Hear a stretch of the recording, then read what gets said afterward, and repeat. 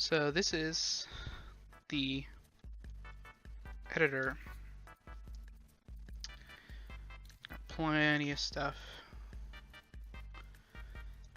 Right now, there are a couple of gadgets missing from the streams, and that would be the inventory tools. They would be right in around here.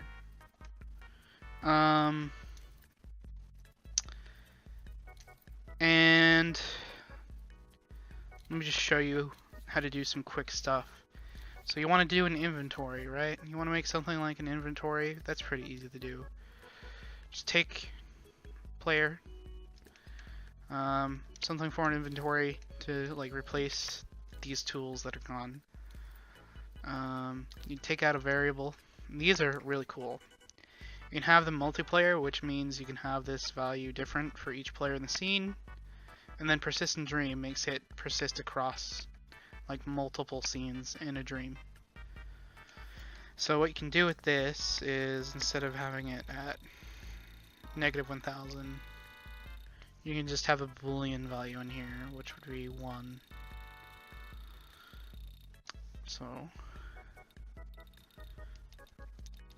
there you go. So now we have this boolean variable. Let's name it like sword. So now we have a sword variable. And we know if we have the sword because of that. Now we can come into the player, open up puppet logic for now. Delete that because we don't need that. And then we'll get out a sword.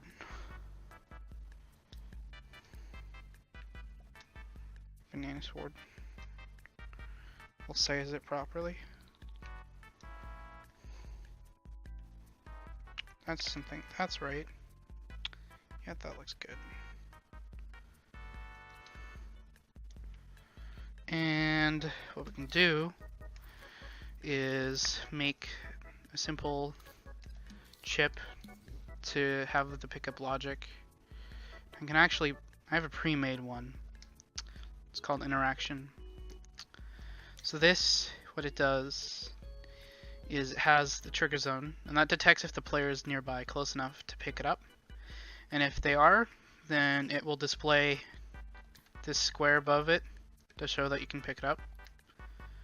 And then it'll output this to a splitter to a remote controlled controller sensor. And depending on who's nearby, it'll activate for player 1, player 2, player 3, player 4. So if player 1 is nearby and they activate it, then it'll output a signal for player 1. If player 2 is nearby and player 1 presses the button, nothing will happen, which is good. So now, when we want to pick up the object, what we can do is just take in a nice gameplay chip right here, give it a fancy name, colors and stuff. Just call it sword pickup.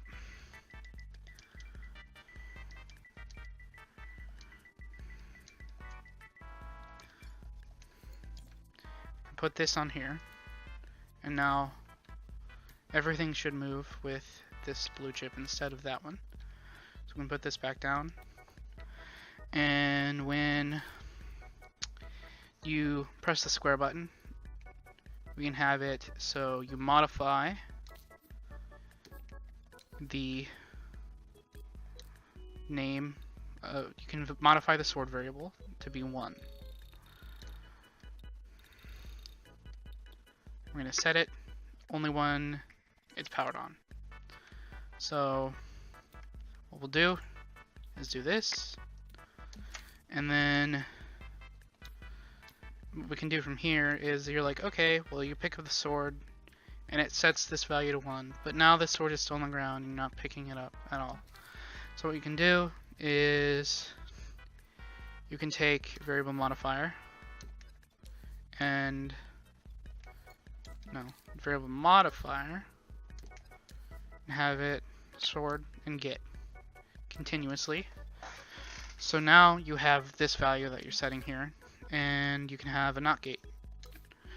So when you haven't picked up the sword, this is on, and this is on. So when you haven't picked up the sword, you can interact and it will be visible. So now if we go into play mode, you can walk over to it and we'll pick it up. But now it's not equipped. Well, we can make a system on the player for that. So normally you'd be tempted to go in here and wire out all the outputs. Well, that's not particularly like clean. So what you'd want to do is make a different chip for that. And no, I'm not working on rest physics. I don't know anybody that is, but I have a feeling that there's going to be a lot of people, and there probably already are people that have done that. But the way you'd make that work is probably with ball joints on the character. So if we go in here and pull out a new chip and name it the sword pickup, or just sword logic, doesn't matter. Change color, something fighty-ish, red works.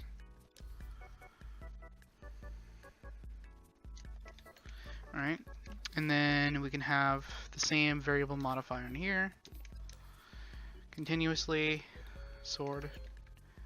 And then when this is active, what we can do is modify that. So what we're going to do is we're going to take this sword and we are going to mount it to his back.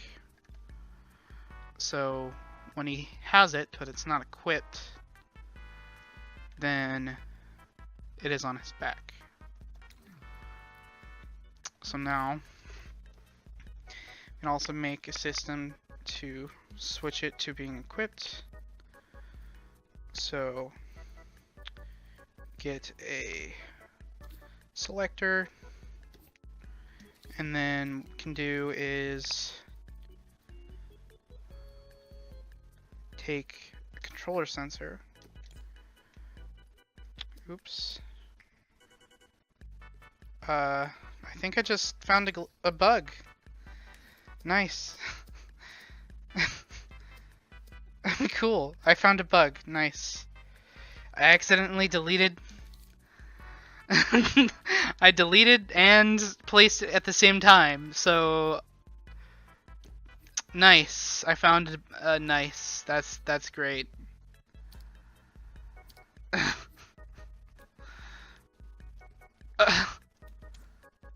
Okay. Well, that's good. Okay, so now with this, depending on what you want to use for the equip, for me, I want to make it triangle. So when you press triangle, you will equip the button. You'll equip it. So we can set that to the next. And just for a convenience sake, we want to make it so you can't equip it when you don't have it. So we'll turn it off when we don't have it. That way, when you pick it up, it'll be mounted to your back immediately instead of in your hands, or whatever the state of this is from you hitting the triangle button over and over. So now what we can do is take a NOT gate. We might want to take... Oh wait, no, we don't even need a NOT gate. So what I'm going to do is I'm going to go in here and I'm going to take this sword and then go into the hand.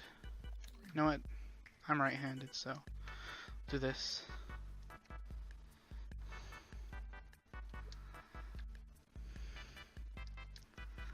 And place it in the hand.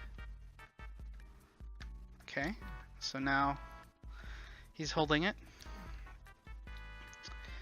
So the default state is unequipped. So when it is unequipped, we'll power on that. And when it is equipped, we'll power on this. Cool.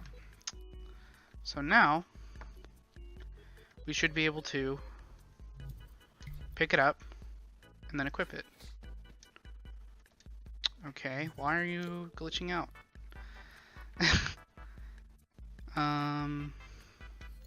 Should set it when powered on.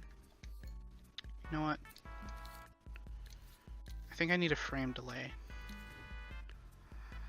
Could just, so basically, I don't know why, but this chip, you know what I could do, actually?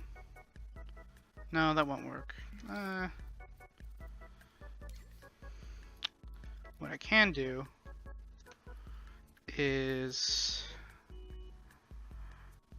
make a new port in here and just call it turn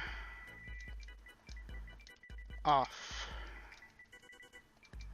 And this should fix that bug. I've been having this bug for a little while. I don't know why it happens. It shouldn't happen. But there. That works. Now it'll turn off the trigger zone when you get near it. I mean, turn off the trigger zone when, or turn it on, I guess. I need to invert it. Fuck.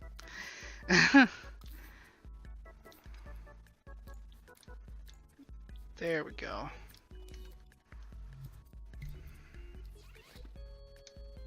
Really? Why is this happening? This doesn't even make any sense, man. It's set to when powered on, you set it to 1. Why is this happening? And this is constantly getting value.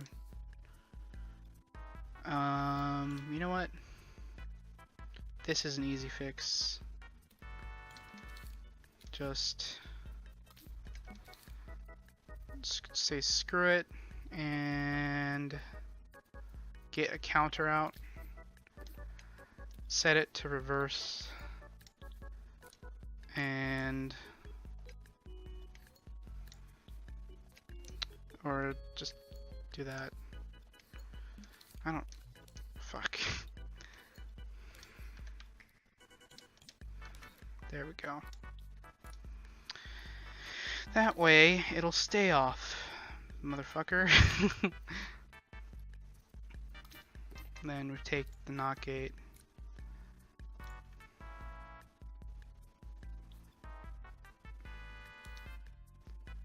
Your level gave me a blue screen. I don't know why that would happen. Okay. Well, no, fuck. I'm stupid. A switch, yeah, a switch I guess would work. There's nothing wrong with this logic inherently. Like, it's really simple, so I don't know why that happens. So, a switch would work, or that. I have no idea what's less expensive. This should be 1, but it did not set to 1. It's continuously while powered. Oh, that's why. Git. That's the problem. I'm stupid. Okay. There we go. And now when we press triangle, nothing happens. Why is that? Did I not send it to remote control? That's what the problem was. There we go. Simple. Simple. So now we have a simple inventory system where you can pick up banana sword and equip it. Okay. But you may ask, but how do I make the animation work? Well, that's really easy. All you have to do is get a timeline. Well, this would work better with another microchip. We need another microchip for this. So we're gonna have this. We can call it attack animations.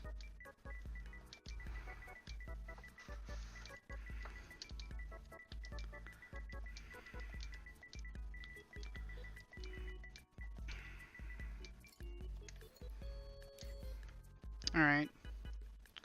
Now, before I get started on this, there's one thing a lot of people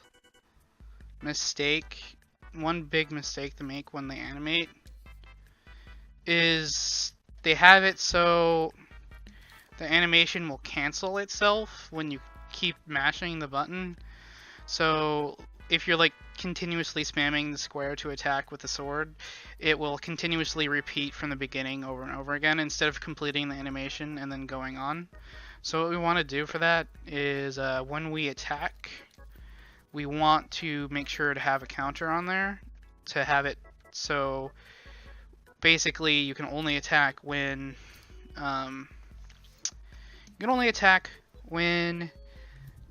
it is not playing. The animation is not playing. So we're going to get an timeline, and first of all we'll set that up. So sustain is good for most things, but I prefer to use once. I don't know why once isn't default considering it's on the very left. So what we're going to do is we're going to take AND gate, and then we will have a counter, and we will have it at 0 for now, and then we'll add it, and then a not, and that needs to be plugged into here, and then once this is finished it will reset it. So with this we have it so it will only trigger an animation if there's none playing right now. So square will start this timeline which will play the animation, but we don't have an animation set up yet. So what I'm going to do is I'm going to right now set this to be 1, and then hopefully I can, no, that's the wrong chip. Can I do this? No. One thing I don't like about Dreams compared to Little Big Planet is selectors in Little Big Planet had like a literal like slider that you could use to switch between states in a selector. And the funny thing is that there is logic that has that, which is this. A slider has 2 values set in min and max, and you can go between them. But for some reason, you can't do that with a selector. So I have to play it and then set it. So now he has the sword. So now let's animate. So first of all, one thing that really frustrates me is the IK handling. So basically the IK handling is, this is IK, is when you move the hand, the arm will follow. If you do this and just have it like position, like I'm moving it, so it's setting the position and the rotation of the hand. And when you do this, instead of doing it the way I'm going to show you, you can't layer keyframes. Meaning, if I want him to crouch and attack at the same time, if I did that and layered the keyframes over on top of themselves, they would conflict with each other. And instead of, like, if you're crouching, you have, like, you're down on the ground like this. Instead of like this and you swipe and stuff like that, it'd be up in the air, swiping up here, because that's where you placed it when you had when you did the keyframe. So what you want to do is you're gonna want to have that initial like phase that I said not to do, and then you just press the rotate button on the limbs up to that, and that should do it, but I don't know why I didn't do it that time. Huh. I swear to God that used to work, but I don't know why it's not doing it now. Well, that's great. I just lied to you.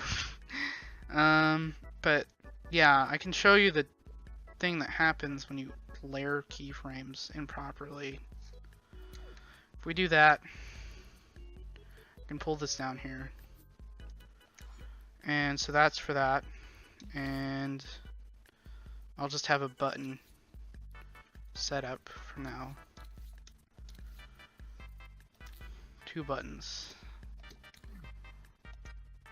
No.